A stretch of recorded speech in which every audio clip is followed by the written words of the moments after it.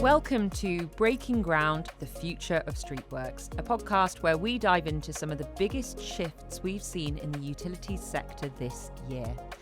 After years of negotiations with the Environment Agency, new material classification protocol came into effect on October 1st, 2025. There's also a doubling of fixed penalty notices in January 2026, and an increasingly digitised world that is having an impact on the streets we walk on. Here to break it all down for us today are Mark Whittaker from Cadent Gas Ltd, sharing a client's perspective, Nwana from Skewb, looking at the challenges and opportunities that come with these changes, and Clive Bairsto, CEO and Chairman of Streetworks UK, sharing an industry-wide perspective.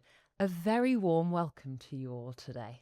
Thank you. Thank you. It's a pleasure to have you. So, Clive, I ended there by saying sharing an industry-wide perspective. So if you can set the scene, as it were, very exciting time to be in this sector. A lot of changes coming.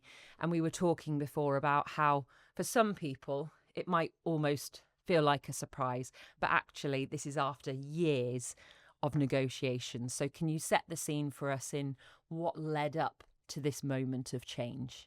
Yes, of course.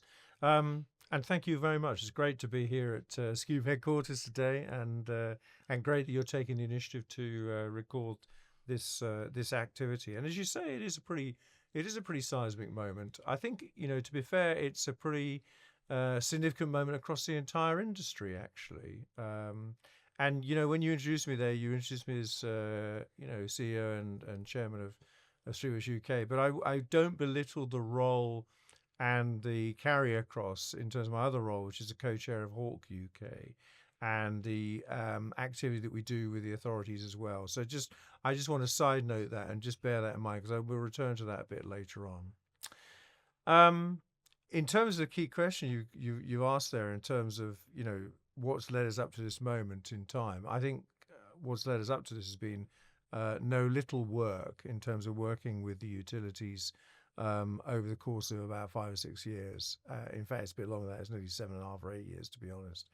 And I think a close working relationship has been well established with the Environmental Agency, which has been key and important. And I think the approach that's been taken has been also no little investment by the utility companies, their contractors, not just in terms of money and the cost of testing and the cost of understanding the environment we work in, but also the investment of time, people's time, people's put their thinking caps on, thought about solutions, thought about ways of approaching those challenges in a sensibly pragmatic, proportionate and effective way. So I think we stand at the crest of something super exciting post the 1st of October in terms of realising that, and which is a good platform to go forward with. Now, in terms of going forward with it, it's obviously, we have met our challenges along the way. I think if I recast our minds back over those last 7 years or so, we've seen the realisation and understanding of the nature of excavated waste on our roads develop in a way that certainly, probably 8 or 10 years ago, when the initial think of this first started, we didn't have a good understanding of that. So we have, if you like, a better understanding now of what's contained within the roads, what the nature of those contaminants are, and most importantly, a practical way of dealing with it. So I think in all those three areas we've progressed. So our understanding, the proportionate understanding of how we can take care of those, and also how we effectively deal with it. So that's good. I think, I said that we are, dealing with this. This is but one challenge in the streetworks area at the moment. Okay. So the excavated waste one has been one that personally I've apportioned quite a bit of my time towards, working very closely with the Environmental Agency in that respect. But I think we're also at quite a significant period of understanding, which kind of hinges on this in other areas. And what would I point to there? I kind of point first of all to the the political nature of what we're dealing with. I think we all can look out the window and look at the headlines and see that utilities have been called into question some of the things they do. Nobody would be surprised if one were to point to, the nature of the pressure that water companies have been under in terms of sewage spills, and therefore the awareness of the general public in terms of what utilities are doing. So it's important that, against that background, that we do things properly. We look at the energy companies, and the price of energy, has clearly been the forefront of our the politicians' constituents' minds, and therefore, that we do our effective role properly is important, very important.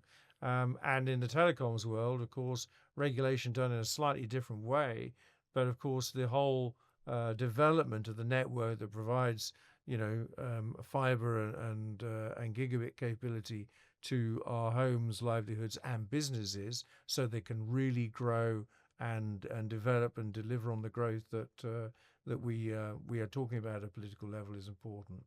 So I think what we're talking about here in excavated waste is just one small component of a developing piece of the challenges which are political. I think the other challenge politically is worth pointing out and being aware of is that arises from devolution and an increased amount of understanding of the way that Streetworks is moving, and the importance is being attached to it at a local level, what we might refer to as localism, and the emergence of the combined authorities.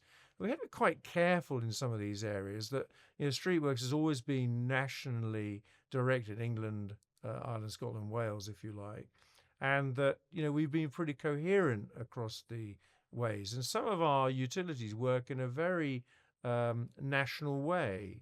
Some, especially the larger ones, they're working across national borders into Wales, into Scotland, and in some cases into Northern Ireland, or simultaneously across all the utilities.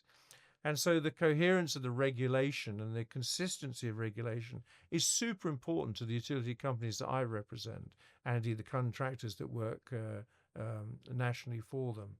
So for our workforce alone, it's quite important. So I'd point to that, that other political aspect as well, in terms of being a challenge for the utilities, of which, we could end up with potentially 4 different ways of treating excavated waste, which adds a level of complexity, which is probably a little bit unwelcome to the utilities and the contractors doing that. And by the way, some of those contractors are operating across multiple authorities as well. So we need to be alive to that. So alongside those political challenges, we've obviously got the technical challenges. We're going to touch on some of those a bit later on, I suspect. Wound into the political ones are, if you like, the reputational challenges. And so all these things are things that we've been working forward through over the course of this last 6 or 7 years.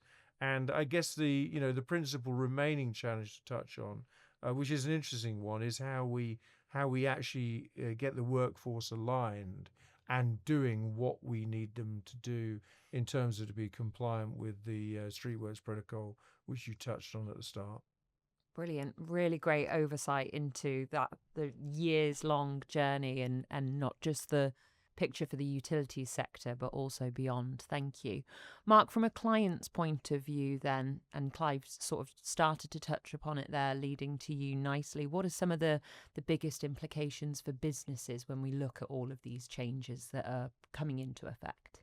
Yeah, so luckily I've been working with Clive now for the last 2.5 years on this. So I've been in the conversations with the Environment Agency and Streetworks UK and the whole of the industry. So knowing what was coming has been able to prepare me at Cadent in my role to help and support the networks, implement this process. And whilst we've always been digging roads in certain ways and managing material in the past, as of 1st of October, it's completely changed in terms of how we capture information around what we are working in. So the biggest challenges really are the habits of people. We've done things for many, many years of doing the same thing, and changing that mindset is really difficult, and it'll take many, many months now to get us into a fully compliant space. With the habits that we have always had, changing those there's also a risk perception as well of the material that we're working with. It's material that we've been digging out of the ground since day dot.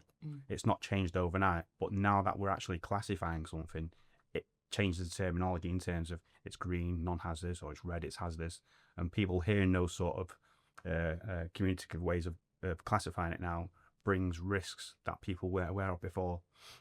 It's also bringing awareness to the receiving sites that they're now getting materials that is being classified, whereas in the past it wasn't. So there's risks from their side of seeing something potentially red coming into their area, or green, and what they deal with. So just those two ways, or two items there, it's bringing a certain level of visibility to the industry that we've not had before. So the fact that we've now got these materials out of the ground and how we deal with them, it's shining light on what we should have all been doing in the past and what we need to do today. So that brings us on to the next point in round of, right, all this information we're capturing now, as Clive mentioned before, across the country in a lot of highway authorities, streetworks is policed differently, and there's different regulations working to different permit conditions. With this protocol, it's just one way of working across the whole of England. So every utility, every highway authority, and all the contractors are working the same way. So one element we've been able to do quite easily is put systems in place to capture that data to allow us to get the full visibility of the end-to-end job, from the permit being raised, doing the desktop risk assessment, from the excavations being dug and classifying them, recording them, to the site assessments that go with those excavations. And then we've got the next layer of taking samples from 1% of the work, capturing them in the system, and then being able to report it back to the Environment Agency and Streetworks UK. So that, whilst it has been a challenge, it's been probably the easiest challenge we've been able to rectify. On top of those challenges, we've also got the issue around time. So our teams out in the networks are constantly doing work, and their day job, or their first thought, is the repair they're going to do on that network, or the new pipe that they're putting in the ground. That's where their focus and attention is, and that's where their area of expertise. So if this new additional work we have to put in place for this protocol, whilst it's not a lot of extra effort, it's still different from what they used to do. So just changing their mindsets again in terms of what they do, in terms of the processes, making sure they're capturing data at the right time and providing it back to us, it adds more time pressures to doing the job. And there's also time pressures around potentially when waste receiving sites don't want to receive that material that we're producing for them, we may need to leave it outside a customer's property until we get some further testing done on that, whether it's rapid testing or UCAS testing. But that then becomes time pressures, because the highway authorities then start charging overrun times because we can't move that material until it's been tested and so forth. So there's things that we're working through at the moment just to educate waste receiving sites on what they should be doing in terms of accepting that material, but also for our teams to push the importance of assessing that material correctly. Because we'll talk about financial penalties in a minute, I'm guessing. So yeah, that's some of the challenges there. So it's been interesting. We're only 3 weeks into it, and there's a lot of learning to do, but the habits is going to be the difficult thing. Yeah, and there are challenges, but there are also opportunities that can come with getting ahead of this. So talk to me a bit about some of the benefits for the companies that are getting on board with this quickly and embracing the changes. Yeah, well, for those who've been a part of this conversation, for nearly 8 years now, it shouldn't really come as a shock to anyone. But we've still got a lot of the country who aren't aware of this change.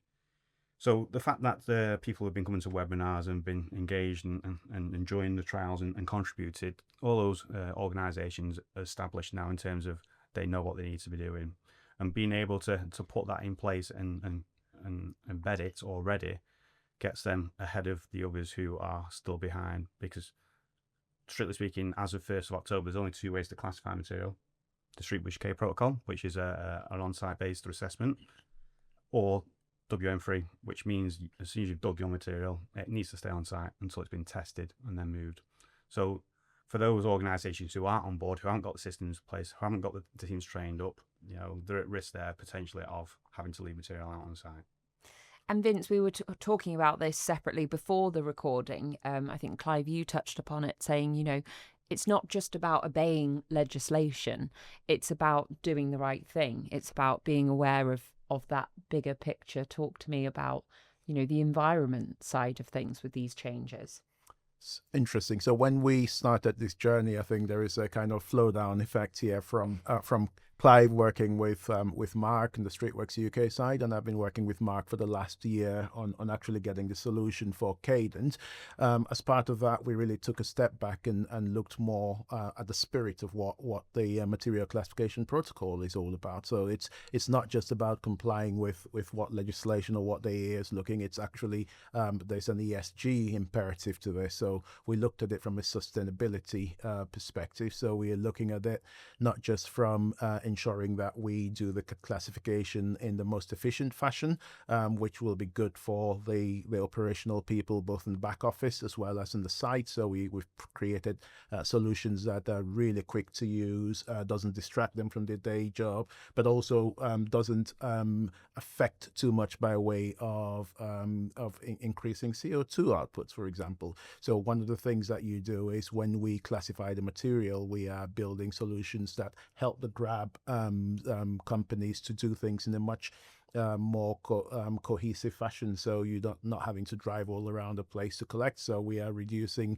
there's a big opportunity there for the grab companies to reduce the CO2 emission levels by the solutions that we provide. So it's really also providing the end users who are doing the site assessment a kind of a view of a potentially hazardous material. So even when we do the desktop risk assessment, we kind of notify the end user it might be a hazardous area that you're going to. When you've done the site assessment, you can treat it with the appropriate level of care that you might need with potentially hazardous material. So we're not just looking at providing a solution that meets the objectives of the protocol. It's more looking at how we can make it more environmentally useful, and that's really the spirit at which we are implementing this solution.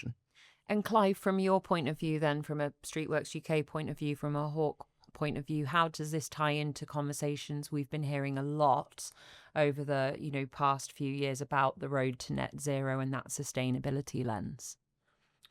I think it's all very coherent with the overall wish to be careful about the environment, to be mindful of the potential damage that we can create. And I think we were very excited to launch as a Hawk body the Road to Net Zero studies around 4 years ago, which is now progressed actually with a really good march forward in the same way as the excavated waste has moved forward. I'd say they've moved forward in parallel streams, and the evolution of the use of the carbon calculator for streetworks is a really important component that's coming to the fore now.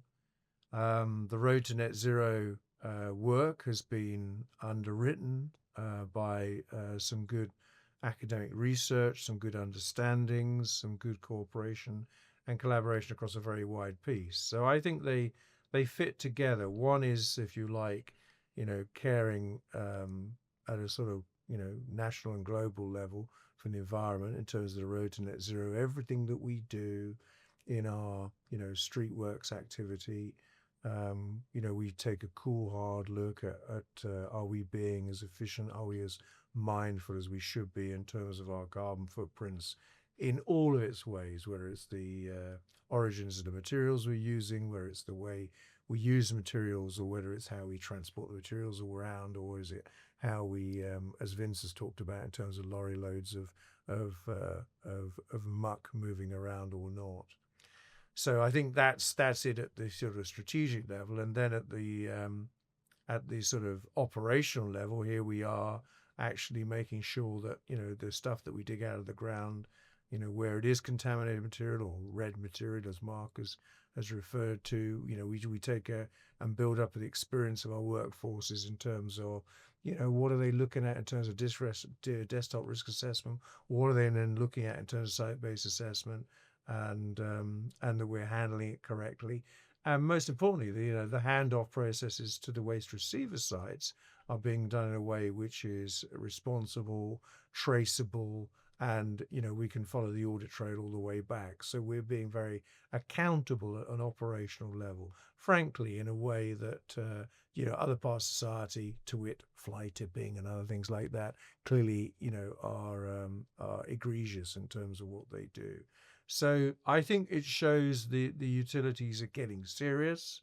I think it shows that in this area, in the streetworks component, we're kind of the boardrooms of and senior people in our utility companies and our contractors, will be looking across the piece at carbon capture and rollout of hydrogen and the electric mix in terms of our delivery of heat and energy consumption, but at a sort of local and operational level, that we're getting serious in the way that streetworks is developed and delivered. Which is I think is profoundly reassuring, and should be profoundly reassuring to members of the public, members of the travelling public, and indeed our workforce, that we're, as Mark referred to at the head of his notes, we're doing the right thing. Mm. I was just going to add to that, because the discussion point there around just the logistics and moving material is a really important piece to dwell on there. We mentioned carbon footprint. Well, this whole change in the way we manage material now should and has increased in terms of volume of traffic. We have segregated lorries now. We have red lorries. We have green lorries. So we're adding we are adding. Yeah, exactly. Yeah. What we need to be looking at in the future, when we'll get onto a bit of the development of the protocol in the future, is around the legislation we've currently got in place around how we reinstate roads to how we manage material. Probably need looking at to open up a bit more in terms of how we recycle products, and can we recycle more material to put back in the ground so it doesn't become a true waste and gets to landfill or X, Y, Z. So there's a piece there where that has generated the extra carbon footprint, but there's opportunities in the future to try and improve and reduce the amount of material that we're moving around the country. Yeah, I think that's a really important point, and it's something that we need to grasp and move forward on. I think, and in parallel with that, you kind of touched on it very briefly there, the aspect of refining the process. So this is but the start of an activity that we're really earnestly leaning into, and increasing our training and understanding of our people to do what we do there.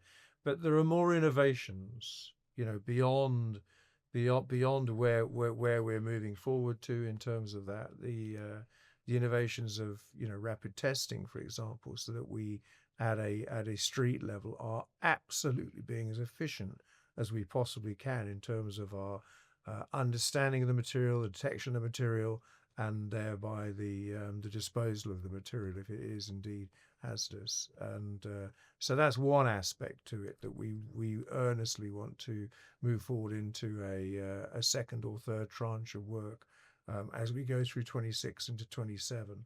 I think in the short term we need to really up our ante in terms of our skills training and roll that out universally and easily, and whether that's by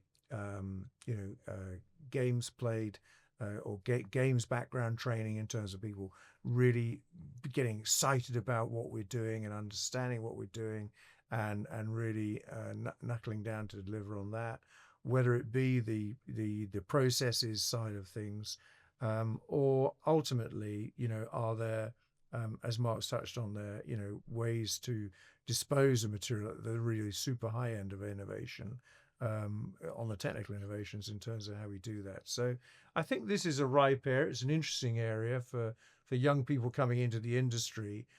Excavated waste may not sound like the most brilliant thing in the world straight away. As I've said in the past, you've heard me say on this podcast, people don't tend to leave school and join streetworks. It's kind of like not the first thing on their agenda. I'm going to go work with streetworks, but they want to go and join a utility, and indeed they probably want to be an area that's making a difference, whether that be through the dint of climate change, whether that be in the dint of reducing the amount of carbon that they see used and put back in the road. But there's a bunch of different innovations there that are possible in our industry, and which we already get tucked into over the course of this next 2 to 4 year period. Yeah, Vince, talk to me a bit about that theme of innovation and, something we're really passionate about at Skewb is changing that narrative where you don't see utilities and tech as two different things. They're one and the same. They're exciting. They're fast paced.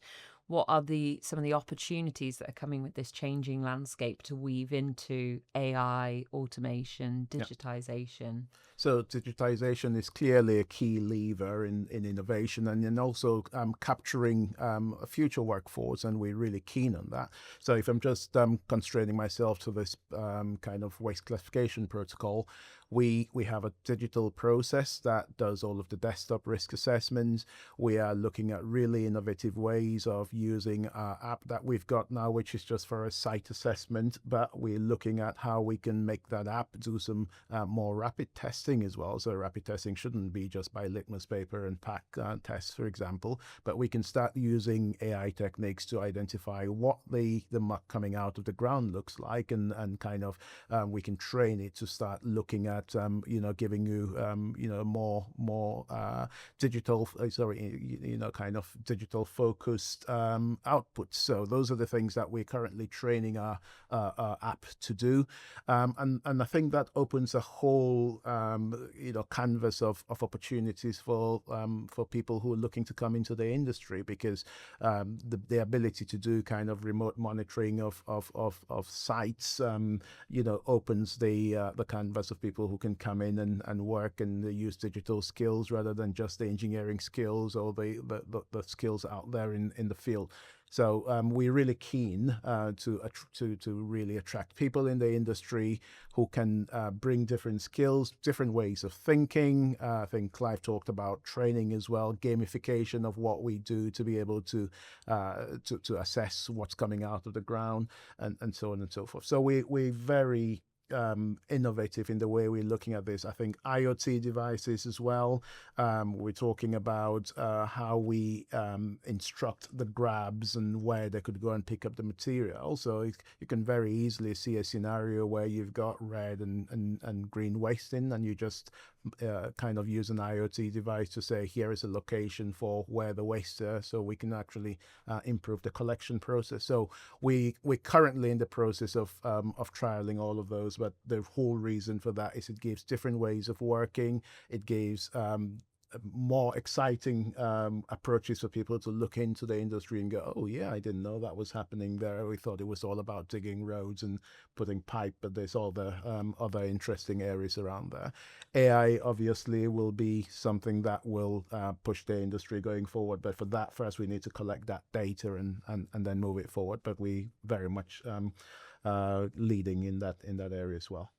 So I just want to put in there, because I think when I was talking around the challenges to Cadent, so when I mentioned like the systems piece has been relatively easy for us, maybe that's a bit of praise to yourselves because I've been working with you for a while and it's gone pretty seamlessly, but probably not to underplay the bare aspects of what we need to capture now as an industry. So when Clive mentioned before around doing things in the right way and being able to have it traceable, that's a shift for some organisations. Luckily at Cadent, when we do our work, we request reinstatements to our partners. So we need to give them information of what material is that's come out of the ground, the classification of it, green or red, the size of the excavation, and we can number that individual excavation so it's all traceable. But not everyone works in that same way. And even in some parts of Cadent, for our major replacement activities where we can use the street work escape protocol, they don't raise work in the same way. So using something like an app that we've created that allows people to add excavations as they're doing a site assessment, it allows that traceability back. And it's something that, you think it just happens naturally everywhere. You dig out 10 holes, you give them all labels, and then you know which ones relate to what. It's not the case, and it hasn't been the case. So that has been a bit of a challenge for some, and this innovation that we're talking about, it only needs a small items of innovation. It's still innovation. It's a change for the better for us. And it kind of goes way back to the beginning, that wider landscape that Clive was painting for us. Instead of that localized workforce, it's thinking about the bigger picture, the wider landscape that you're working within. As you touched upon, Mark, we're only a couple of weeks into these new changes. Can you share some insights into mythbusters maybe for people. Some people, I think anecdotally you've mentioned, they've said, oh, this doesn't apply to me, but actually it does, or they thought they had a system for this, actually they don't. What have you seen from the first few weeks of conversations on this? So luckily or unluckily, I get a lot of contacts by emails and phone calls from most of the industry, and it's not just utilities, it's highway authorities as well, and also those organisations doing Section 50 works who are either a utility or a highway authority. And generally, the queries that come into me are more around ways of working than the actual protocol itself. So there's a good understanding across the country around what the protocol is. There is definitely gaps out there for those who don't attend webinars, who haven't been engaged. And there is some lack of understanding out there of, well, I do this, therefore it's not applicable to me. But essentially, if you're working in the highway and you are either putting a new network in or repairing or maintaining a network, you only have two ways of working: Streetworks UK protocol or WM3. So it's one or the other. And we do have some organisations who do not believe either of them apply to them. So there's definitely a lot more education that we need to do that. And the points of these podcasts and the conferences that we attend and the webinars that we put on, they should help message. And we just got to keep on, whilst we're 3 weeks into it, keep that message going and going. Clive, it's quite a tall order changing mindsets. We have forums, luckily, like the Streetworks UK conference, which is coming up November 12th, 2025. Can you talk to us a bit about some of those themes that you're going to be covering, how people can benefit from that, and also how you do go about such big changes, implementing them within such a big industry? Yeah, so as you point to, the Streetworks conference coming up on 12th November, we're very excited about that because it's picking up quite a few of the common themes that we have within what we refer to as the Hawk vision, which is, if you like, is the view that Streetworks and the Joint Authorities Group, the authorities, have together and collectively in terms of taking things forward. A couple of those themes we're going to really tuck into during the conference. I think one of the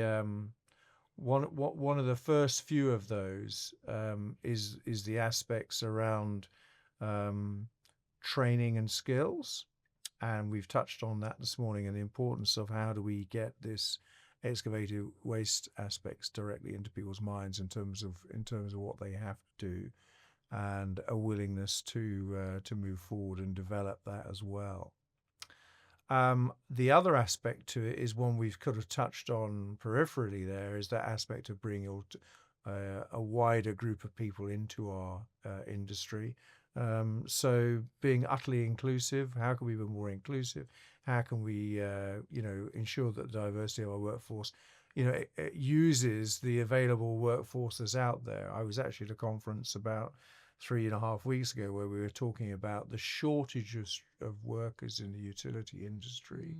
And there are some fairly enormous figures out there. By 2030, we could be as many as 300,000 workers short in this industry, and a good sackload of those are the people who work in Streetworks UK.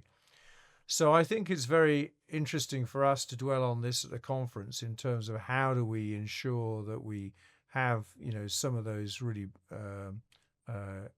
enthused and engaged and bright people coming into our industry to solve some of the problems which Mark and Vince have talked about here this morning in terms of what we do.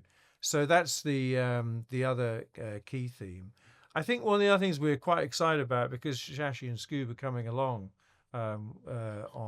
with some really good thinking on that, is to get under the skin about potentially what AI means to our industry. We're all talking about Gen AI and what's the generative AI and what are the implications for it. And I think we've already seen in some small ways that the digitization of our processes, starting with Street Manager 5 or 6 years ago, was that the adaptation to using technology and NUAR coming in over the horizon, the National Underground Asset Register coming in, betrays a view that we have the ability to use a lot more good and powerful tech in our industry. And then, of course, not far beyond the horizon is the whole advent coming into our industry of robotics, what that means for us. Not cutting into our roads, but doing it remotely, and ensuring that the processes and the materials and the innovations that apply to that are actually properly being used. So these are all exciting areas for people who are coming into our industry to become aware of about the different ways of working and stuff that we can advent and move forward with. So I think overall, the conference aims to get under the skin of some of those things, as well as some of our more routine things, which are some really good updates on where we're going with diversionary works and DFT's particular perspective on lane rental, and where some of the policy junctures take us into 2026. So it's a pretty important time for us in the industry. So we're looking to get everyone super updated on all those things as we go forward. Looking to the future for you, Mark, for you, Vince, what are these changes are just the beginning. Not to be too dramatic about it, but it really is an exciting time. So when you look to the future beyond material classification protocol, what are you both most excited about?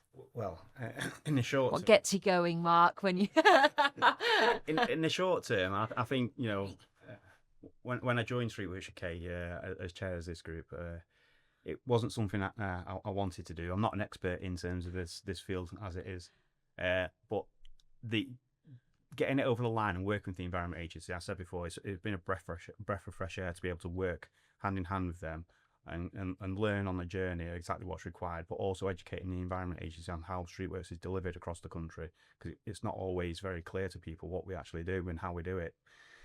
So getting it over the line and the development of it, as Clive mentioned there, for me, the next stage is rapid testing.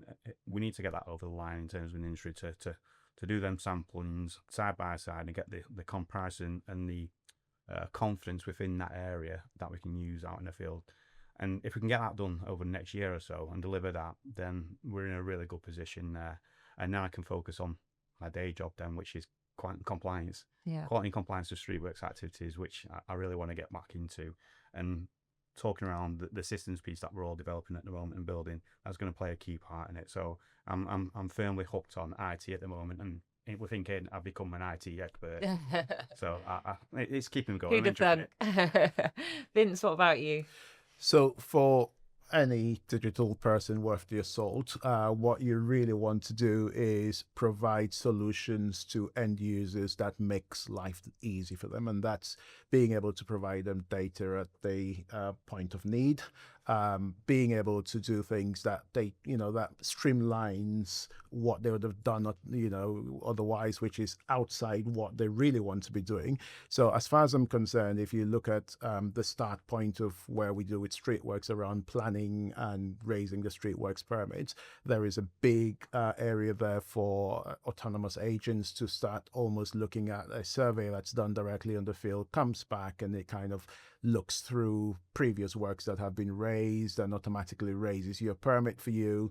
Further down the line, it does your material classification, creates your job packs for you so that the end user is just there. It's got all of this stuff ready for them to be able to carry out works in the streets in the safest fashion possible. And then, as Mark said, you start doing the classification again, if there's automated ways of doing the material classification, and you get an Uberized model for getting works to the various grabs and the reinstatement companies. That's really the dream that we're trying to build here, and that's what gets me excited.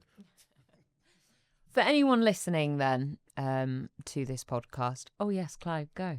Well, I actually just, before we completely wind up on this one, I just want to give a bit of a shout out to, and Mark kind of touched on this a little bit, was the relationships that we've had with big government. And sometimes big government get a bad press, but I have to say, on this particular aspect, working with the Environmental Agency has been actually very positive, a very good experience of what pragmatic and good level of oversight and regulation has applied. And so I think, big shout out to EA and Rob Brody in particular, who we work closely with there in terms of understanding our world and getting under our skin to really gather ground truth as being very important. I think going forward, we also have, on the other challenges we've spoken about, we've got a relatively new team in DFT, keen to learn, keen to understand, and keen to work with them, with the officials there going forward. And that's the signs of that are super positive at the moment. And I think the other aspect to it is obviously, our fellow partners in our everyday activities with the authorities. It's really important that that on this side of things they also come forward with us as well, because we may not have touched on it on a great depth, but one of the important things is our overall understanding, what we call the general database of excavated waste and where that stuff is. So it's important that they come forward with us as well. There's one other component that's worth me touching on before we finish, is where the other players in the underground world exist, which are not yet bought into understanding this stuff yet.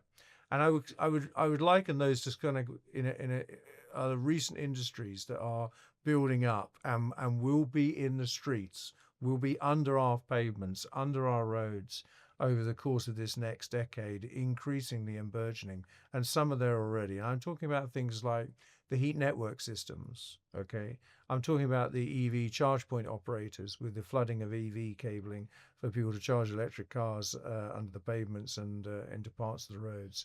And, potentially the 5G and 6G things for autonomous vehicles. So there's a whole legion of other players coming onto the block here that we also want to encourage and raise awareness. And I'm delighted that this podcast, gives a bit of oxygen for people like that to pick up on as well.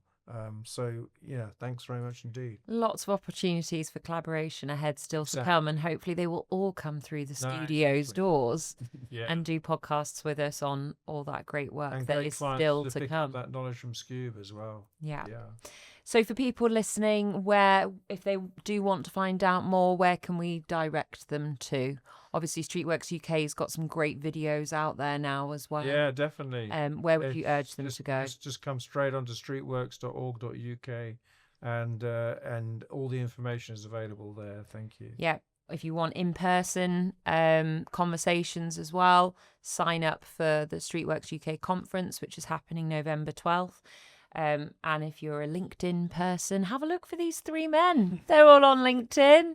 Clive, Mark, Vince, reach out to them. As Mark said, he's getting lots of emails and conversations, and that's exactly what we want. We don't want it to be silent. We want lots of noise around this. So please reach out to us.